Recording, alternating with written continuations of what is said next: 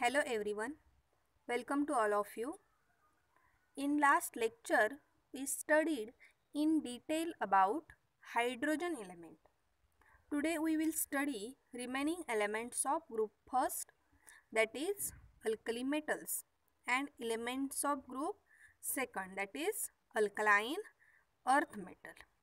In my first lecture, I already told you where is the position of these two groups in periodic table. The elements of the group first and group second are placed on the left in the periodic table. See here, this is the skeleton of periodic table, and here is the group first and this is group second. Here the last electron enters into Ns subshell, where N is the principal quantum number and S is the subshell, and therefore group first and group second elements are known as S block elements. Here is the list of elements which belongs to the group first and group second. Okay, so group first includes lithium, sodium, potassium, rubidium, cesium and francium, and group second contain beryllium, magnesium, calcium, strontium, barium and radium. Okay, first we will talk about group first elements. Group first of the periodic table consists of the elements hydrogen, lithium, sodium, potassium, rubidium, cesium and francium. These elements except hydrogen are collectively called alkali metals. Okay, group first मध्ये कोणते elements येतात? Hydrogen आहे, lithium, sodium, potassium, then rubidium, caesium and francium हे elements group first मध्ये येतात. Okay, then these elements except hydrogen are collectively called alkali metals. म्हणजे हायड्रोजनला वगळून बाकी सर्व एलिमेंट्सला आपण काय म्हणतो? अल्कली मेटल्स असं म्हणायचं. या बाकी सर्व एलिमेंट्सला काय म्हणायचं? अल्कली मेटल्स असं म्हणायचं. The reason behind this is I have already taught you. Okay, मग हायड्रोजनला आपण अल्कली मेटल का म्हणत नाही ते मी तुम्हाला फर्स्ट लेक्चरमध्ये सांगितलेलं आहे. का म्हणत नाही आपण हायड्रोजनला अल्कली मेटल? कारण हायड्रोजनच्या भरपूरशा प्रॉपर्टी ह्या ग्रुप 17शी आणि ग्रुप फर्स्टशी सिमिलर आहेत. त्यामुळे the position of hydrogen in periodic table is the subject of discussion. तो एक कन्फ्युजनचा मुद्दा होता की त्याला ग्रुप 17मध्ये स्थान द्यायचं की ग्रुप फर्स्टमध्ये स्थान द्यायचं. मग या सर्वाचा विचार करून त्याला ग्रुप फर्स्टच्या वरती एक प्लेस, युनिक प्लेस देण्यात आलं. त्यामुळे त्याला काय आपण अल्कली मेटल्स असं म्हणत नाही. Okay, then two elements of group first namely sodium and potassium are the 6th and 7th most abundant elements in earth crust. जास्त म्हणजे ग्रुप फर्स्टमध्ये जास्त अबंडंट एलिमेंट कोणते आहेत? जास्त प्रमाणात आढळणारे तर sodium and potassium. But francium does not occur appreciably in nature because it is radioactive and has short half life period. Francium हा कसा आहे? रेडिओ ॲक्टिव्ह आहे. Okay, then about group second elements. Group second of the periodic table consists of elements beryllium, magnesium, calcium, strontium, barium and radium. These elements are collectively called alkaline earth metal. Okay, group first elements ला आपण काय म्हणतो? Alkali metals म्हणतो आणि group सेकंडचे जे elements आहेत त्याला काय म्हणतो? Alkaline earth metal because they occur as minerals in rocks. The elements magnesium and calcium are found abundantly elements in earth crust, but radium is not easy to find. Okay, group first मध्ये कोणते abundantly occur होणारे elements होते? Sodium and potassium, and here magnesium and calcium are found abundantly in earth crust. Radium is here radioactive element. Okay, in group first, which is the radioactive element, francium is the radioactive in group first, but in group second radium element is the radioactive element and it is discovered by Madame Curie. Okay, so this is the name of scientist who discover this element. Okay, then electronic configuration of elements of group first and group second. The general outer electronic configuration of the group first element is NS1 and that of the group second element is NS2. In topic structure of atom, we already studied how to write electronic configuration. When we know the atomic number of any element, then how to write its electronic configuration by using above principle. आपण structure of item या टॉपिकमध्ये शिकलोय की एखाद्या एलिमेंटचं जर आपल्याला atomic number माहिती असेल तर अबव प्रिन्सिपल यूज करून आपण त्याचं इलेक्ट्रॉनिक कॉन्फिगरेशन कसं लिहायचं ते आपण शिकलेलो आहोत. तर ग्रुप फर्स्टचे जे एलिमेंट्स आहेत त्याचं जनरल आउटर इलेक्ट्रॉनिक कॉन्फिगरेशन जे आहे ते काय आहे NS1 आहे. आता NS1 म्हणजे काय, N is here principal quantum number and S is the subshell. Okay, and S subshell contains one electron in it, and for the group second elements N is the principal quantum number, S is the subshell and S subshell contain 2 electrons. Okay, so the general outer electronic configuration of the group first element is NS1, means it contain one valence electron, and group second element contain 2 valence electrons, and these valence electrons or valence shell of these elements can be easily removed to form metal ions. म्हणजे हे जे electrons आहेत valence शेलमध्ये, valence shell means what, outermost shell. Okay, the loosely held s electrons in valence shell of these elements can be easily removed to form metal ions. आधी elements वरती charge असतो का, आपण जेव्हा एलिमेंट लिहितो त्यावेळी चार्ज असतो का त्याच्यावरती, चार्ज नसतो. ओके, ते इलेक्ट्रिकली न्यूट्रल असतात. पण ज्यावेळी आपण त्याच्यामधले इलेक्ट्रॉन रिमूव्ह करतो किंवा त्याला इलेक्ट्रॉन्स देतो त्यावेळी ते काय करतात, चार्ज ॲक्वायर करतात. ओके, मी कसं सांगितलेलं मागे तुम्हाला, जर एक इलेक्ट्रॉन एखाद्या एलिमेंटमधून रिमूव्ह होत असेल तर त्याच्यावरती एक पॉझिटिव्ह चार्ज येतो, जर 2 इलेक्ट्रॉन रिमूव्ह होत असतील तर त्याच्यावर 2+ चार्ज येतो. पण तेच जर त्याने 2 इलेक्ट्रॉन ॲक्सेप्ट केले तर त्याच्यावरती 2- चार्ज येतो. Okay, so this is about how they acquire charges. मग एस इलेक्ट्रॉन्स जे आहेत एस सबशेलमध्ये ते काय आहेत, लूजली बाउंड असतात आणि ते इझिली रिमूव्ह होऊ शकतात. Okay, hence these elements are never found in free state in nature. त्यामुळे ते फ्री स्टेटमध्ये आढळून येत नाहीत, ते मेटल आयन्स फॉर्म होतात, त्यामुळे ते दुसऱ्या एलिमेंट्स बरोबर कंबाईन होऊन कंपाऊंड फॉर्ममध्ये आढळतात. Now table 8.2 and 8.3 shows the electronic configuration of the elements of group first and group second elements respectively. See here, here is the tables which shows the electronic configuration of group first element. Okay, in column first there is the name of elements, then second column indicates its symbol, then atomic number, and then condensed electronic configuration. You studied about condensed electronic configuration in topic structure of atom. Condensed electronic configuration means what, short electronic configuration. किंवा आधी आपण काय करतो, square ब्रॅकेटमध्ये Nobel गॅसचं electronic configuration लिहितो आणि त्याच्यानंतर राहिलेलं इलेक्ट्रॉनिक कॉन्फिगरेशन त्याच्या पुढे लिहितो, बरोबर ना. इथे बघा नोबेल गॅसेसचं इलेक्ट्रॉनिक कॉन्फिगरेशन काय केलेलं आहे, स्क्वेअर ब्रॅकेटमध्ये लिहिलेलं आहे आणि त्याच्यानंतर रिमेनिंग जे इलेक्ट्रॉनिक कॉन्फिगरेशन आहे ते आपण इथे लिहितो. Okay, then electronic configuration by following the above principal.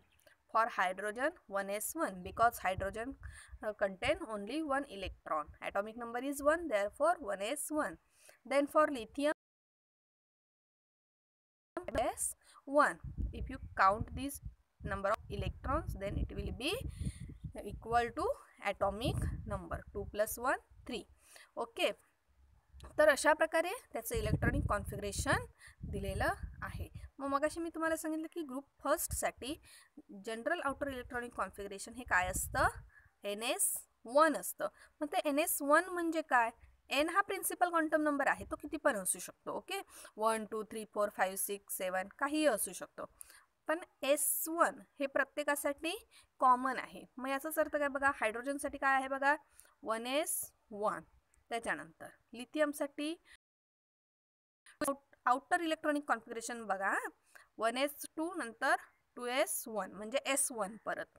त्याच्यानंतर सोडियमसाठी 3S1 म्हणजेच काय झालं NS1. त्याच्यानंतर 4S1 then 5S1 then 6S1 7S1. म्हणून आपण काय म्हणतो की ग्रुप फर्स्टच्या एलिमेंटचं जनरल आउटर इलेक्ट्रॉनिक कॉन्फिगरेशन, सगळं इलेक्ट्रॉनिक कॉन्फिगरेशन नाही सांगितलेलं, आउटर इलेक्ट्रॉनिक कॉन्फिगरेशन काय आहे तर NS1. N is the principal quantum number, त्याची व्हॅल्यू 1 पासून पुढे काहीही असू शकते. ओके, पहिल्या याच्यात काय आहे, हायड्रोजनसाठी 1 आहे, त्याच्यानंतर N ची व्हॅल्यू 2 आहे, नंतर 3 4 5 6 7 अशा प्रकारे इन्क्रीज झालेली आहे. ओके, आणि S1 जे आहे ते सगळीकडे कॉमन आहे. Okay, so for group first elements the general outer electronic configuration is NS1. Then for group second elements, electronic configuration of group second element similar to group first. Column first indicates the name of elements, then column second indicates its symbol, then its atomic number, condensed electronic configuration, and here is the electronic configuration. For group second elements the general outer electronic configuration is NS2, similar to group first element. Here N is the principal quantum number and S2 is the subshell, S subshell containing 2 valence electron. Okay, see here 2S2, 3S2, 4S2, then 5S2, 6S2 and 7S2. म्हणजे S subshell मध्ये सर्व इलेमेंटसाठी किती valence electrons आहेत, 2 valence electron आहेत. म्हणून group सेकंडचं general outer electronic configuration जे आहे ते आपण कसं लिहितो NS2. आणि हे जे इलेक्ट्रॉन्स कसे आहेत, लूजली बाउंड असतात न्यूक्लियसशी, ते आपण इझिली रिमूव्ह करू शकतो. थोडी जरी एनर्जी त्याला दिली तरी आपण काय करू शकतो, ते इझिली रिमूव्ह करू शकतो. आणि आपण इलेक्ट्रॉन रिमूव्ह करणार म्हणजे काय फॉर्म होणार, मेटल आयन्स फॉर्म होणार. Okay, ions means what, positive and negative charges. Okay, मग पॉझिटिव्ह चार्जेस असणारे आयन्स फॉर्म होणार. Next, trends in atomic and physical properties of group first and group second. Alkali metals, silvery white and soft. All the alkali metals are silvery white and soft in nature. Due to their large atomic size, these elements have low density. Okay, see here, low density. They are the most electropositive elements. Then for alkaline earth metals also in general silvery white, lustrous and soft. Lustrous म्हणजे चकाकी असते त्यांना, but harder than the alkali metals. Alkali मेटल्सपेक्षा hard असतात. They are also strongly electropositive in nature but comparatively less electropositive than the alkali metals. Then here some atomic and physical properties of the alkali metals and the alkaline earth metals are listed. Okay, so first for the group first elements, first table is for group first elements and second table is for the group second element. The physical properties of group first and group second elements show reasonable regularity in the periodic trends. Thus the atomic and ionic radii and density increases down both the group. If you observe here atomic radius and ionic radius and for density for both group, then you will observe it is increases down both the group. बघा increase होते. Okay, atomic radius असेल, ionic radius असेल किंवा density असेल, त्याचा trend काय आहे, down the group काय होतं आहे, इंक्रीज होत जाते. बघा 152, त्याच्यानंतर सोडियमसाठी 186, देन 227, 248, 265, अशा प्रकारे काय होते, आयोनिक ॲटॉमिक रेडियस काय होते, इंक्रीज होते. ॲटॉमिक रेडियस इंक्रीज होते, तशीच आयोनिक रेडियससुद्धा इंक्रीज होते आहे. डेन्सिटीसुद्धा काय होते बघा, इंक्रीज होते. Similar to group first, for group second elements also atomic radius increases down the group, ionic radius also increases down the group, and density also increases down the group. Means what? Atomic and ionic radii and density increases down both the group.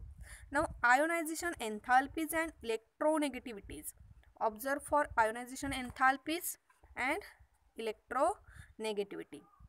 It decreases down both the groups. बघा ionisation enthalpy आणि इलेक्ट्रोनेगेटिव्हिटीच्या values बघा. जर तुम्ही ह्या value बघितलात ionisation enthalpy आणि इलेक्ट्रोनेगेटिव्हिटीच्या, तर काय होतंय बघा, डाऊन द ग्रुप काय होत आहेत, व्हॅल्यू डिक्रीज होत आहेत, कमी कमी होत जात आहेत. बरोबर ना.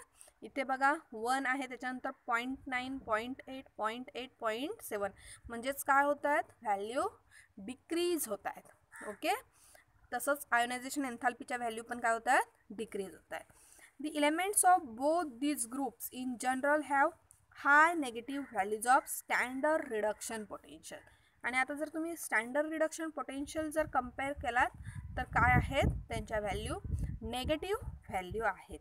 Okay, so this is about trend in physical properties of group first elements and group second elements. Unipositive ions of all the elements of group first have inert gas configuration. Thus they have no unpaired electron and their compounds are diamagnetic and colorless. आता unipositive ions म्हणजे काय, unipositive ions of all the elements of group first. Group first जे elements आहेत त्यांचे युनिपॉझिटिव्ह ions. म्हणजे बघा आता मगाशी मी तुम्हाला सांगितलेलं की ग्रुप फर्स्ट एलिमेंटसाठी जनरल आउटर इलेक्ट्रॉनिक कॉन्फिगरेशन काय आहे, NS1 आहे. म्हणजेच त्यांच्या व्हॅलन्स शेलमध्ये किती इलेक्ट्रॉन्स आहेत, एक इलेक्ट्रॉन आहे.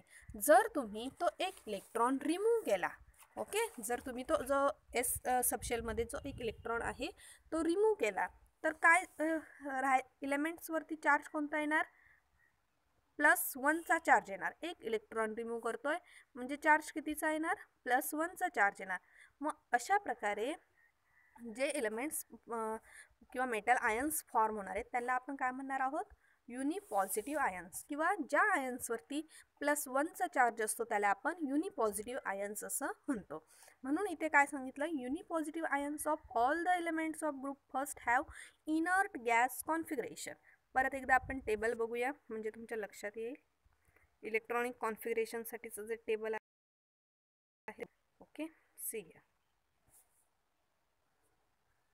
आता जर तुम्ही इथे बघितलात लिथियमसाठी बघा, जर 2s1 जी ही सबशेल आहे त्याच्यातून तुम्ही 1 इलेक्ट्रॉन काढून टाकलात, ओके, युनिपॉझिटिव्ह आयन फॉर्म करायचं आहे आपल्याला काय एलिमेंट डायरेक्टली घ्यायचं नाही आहे.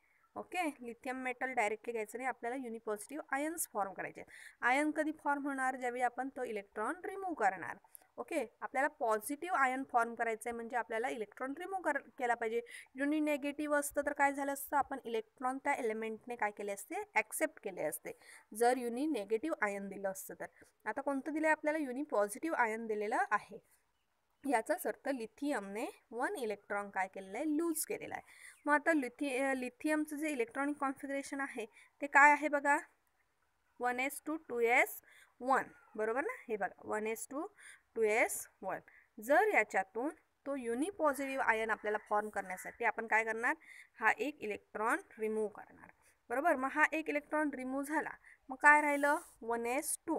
मग आता 1s2 हे इलेक्ट्रॉनिक कॉन्फिगरेशन कोणाचं आहे, हेलियम या एलिमेंटचा आहे.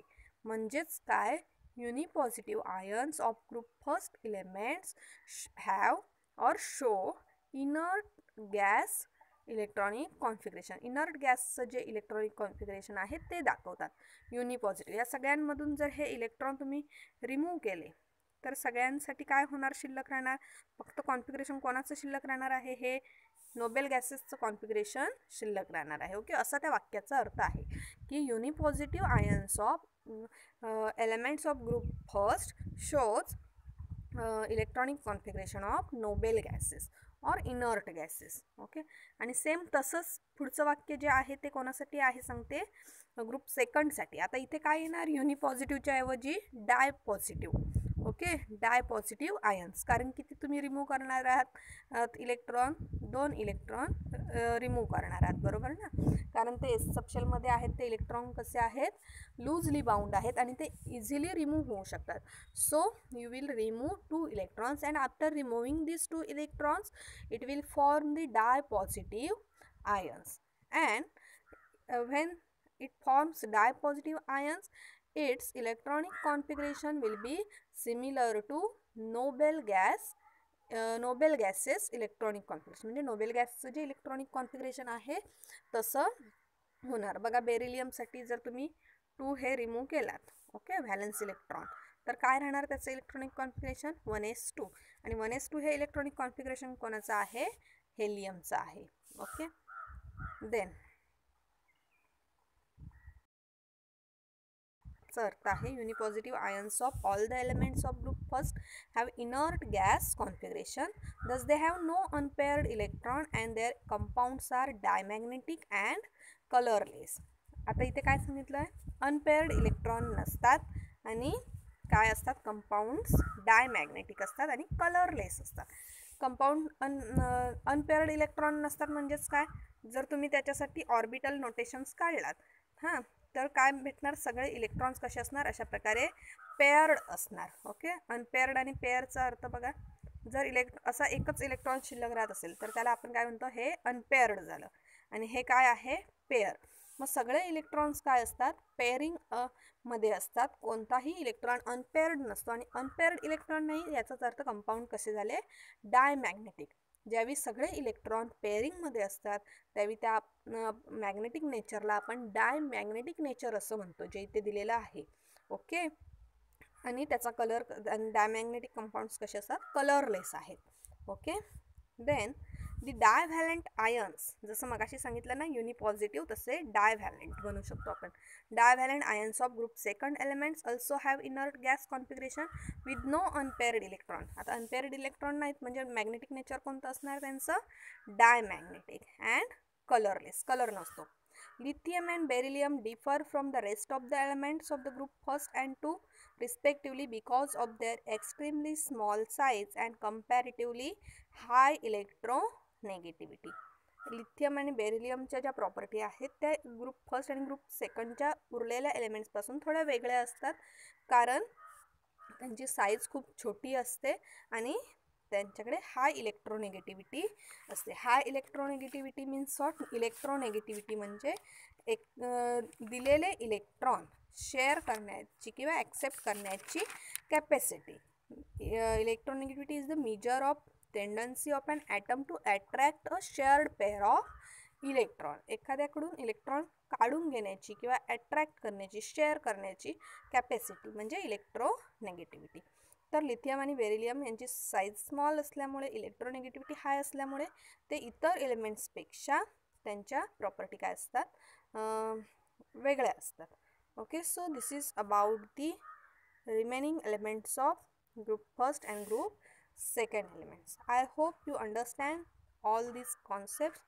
Please write down all the notes in your regular chemistry notebook. There is no need to draw these tables. Okay, just read one on slides and try to understand the meaning of these trends. Physical properties of group first elements and physical properties of group second elements. याच्यातला जो trend आहे तो समजून घेण्याचा प्रयत्न करा. Okay, table draw करायची गरज नाही आहे. बाकी सगळ्या ज्या नोट्स आहेत त्या लिहून काढा. हे इलेक्ट्रॉनिक कॉन्फिगरेशन लिहिण्याचा प्रयत्न करा. स्ट्रक्चर ऑफ ॲटम या टॉपिकमध्ये मी शिकवलं आहे कसं इलेक्ट्रॉनिक कॉन्फिगरेशन लिहायचं. कंडेन्स इलेक्ट्रॉनिक कॉन्फिगरेशन पण मी सांगितलेलं आहे. Okay, thank you.